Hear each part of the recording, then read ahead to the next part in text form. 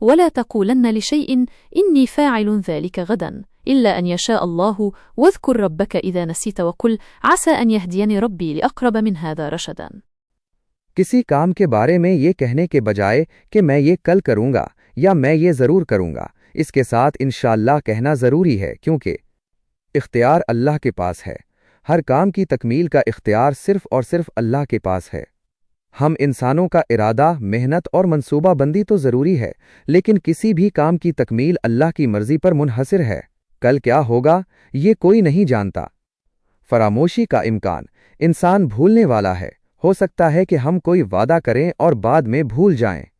انشاءاللہ کہنے سے ہم اللہ کو یاد رکھتے ہیں اور ایک طرح سے یہ دعا کرتے ہیں کہ وہ ہمیں ہمارے وعدے کو پورا کرنے میں مدد فرمائے۔ قرآنی حکم۔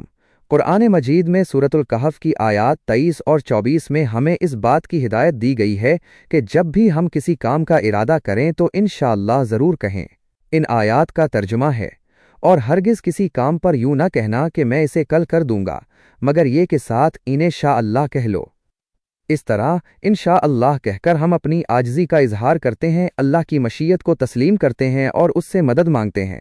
یہ صرف ایک لفظ نہیں بلکہ ایک دعا اور ایمان کا اظہار ہے۔